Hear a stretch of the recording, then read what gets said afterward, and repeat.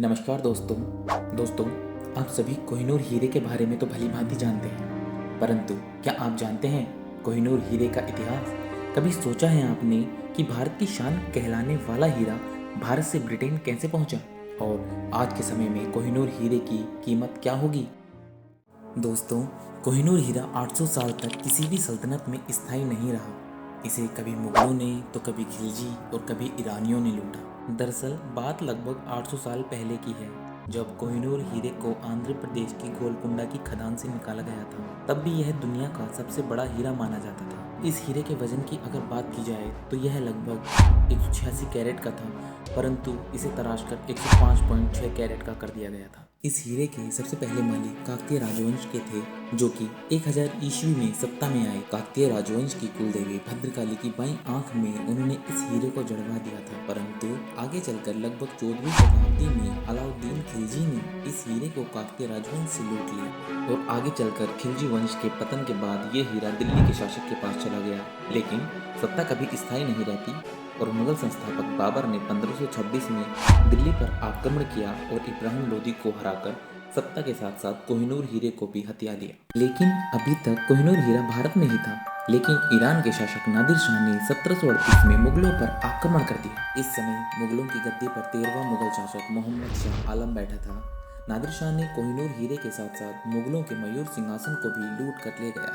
दोस्तों, ये वही मयूर सिंहासन है जिसमें मुगलों ने कोहिनूर हीरे को जड़वा रखा था। दोस्तों, कोहिनूर हीरे को कोहिनूर नाम भी नादिर शाह ने दिया, जिसका अर्थ था रोशनी का पहाड़, और नादिर शाह कोहिनूर हीरे को अपने साथ ले गया। इसी प्रकार कोहिनूर हीरा भारत से बाहर चला गया। दोस्तों, कुछ समय यह हीरा नादिर शाह के पास ही रहा, परंतु उसकी मृत्यु के पश्चात यह हीरा उसके पोते शाहरुख मिर्जा को विरासत में मिल गया। शाहरुख मिर्जा ने यह हीरा एक अफगानी शासक अहमद शाह दुर्रानी की मदद से खुश होकर उसे कोहिनूर तोहफे में सौंप दिया। परंतु सत्ता तो परिवर्तन मांगती है और इस हीरे का मालिक अहमद शाह दुर्रानी का पोता शुजा शाह बना। शुजा शाह इस हीरे को अपने हाथ में पहनने लगा। लेकिन दोस्तों, कुछ समय बाद शुजा शाह पेशावर में घूमने आया, जो वर्तमान में पाकिस्तान का हिस्सा है। इस बात की भनक रणजीत सिंह को लग गई, जो कि एक सिख शासक थे, और उन्होंने 1813 में शुजा शाह से ये हीरा वापस ले लिया। लेकिन इसके बदले उन्होंने कुछ पैसे शुजा शाह को दिए थे और इस प्रकार कोहिनूर हीरा भारत वापस लौट आया और कुछ समय हीरा भारत में ही रहा। लेकिन दोस्तों, अब समय आ चुका था 1764 का। बक्सर के युद्ध के बाद अंग्रेजों ने भारत में अपनी सत्ता की जड़ों को मजबूत कर लिया था और इसी के चलते 29 मार्च 1849 को अंग्रेजों और सिखों द्वारा लड़े गए इस युद्ध में सिख साम्राज्य पराजित हुआ और सिख महाराज द्वारा अपनी अन्य संपत्तियों के साथ ही कोहिनूर हीरे को भी अंग्रेजों को सौंपना पड़ा। और एक साल बाद 1850 में कोहिनूर हीरे को बकिंघम पैलेस में अंग्रेजों द्वारा महारानी विक्टोरिया के सामने पेश कर दिया गया। दोस्तों, अब बात करते हैं इस हीरे की कीमत की। तो दोस्तों, इस हीरे की कीमत का अंदाजा लगाना बेहद मुश्किल है।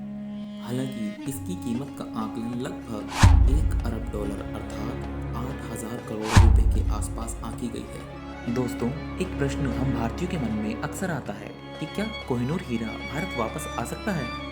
तो दोस्तों, 1947 में भारत आज़ादी के बाद से ही कोहिनूर हीरे को वापस लाने के निरर्थक प्रयास कर रहा है। लेकिन अंग्रेज अधिकारियों का कहना है कि इस हीरे पर भारत के साथ साथ पाकिस्तान, अफगानिस्तान, तालिबान भी अपना दावा करते हैं। इस प्रकार असली मालिक की पहचान संभव न होने के कारण कोहिनूर ब्रिटेन में ही सुरक्षित रहेगा। हालांकि मोदी सरकार इसे वापस लाने के लिए अभी तक प्रयास कर रही है। दोस्तों, क्या कोहिनूर भारत में वापस आना चाहिए या नहीं, कमेंट बॉक्स में जरूर बताना और लाइक, कमेंट, शेयर करना ना भूलें।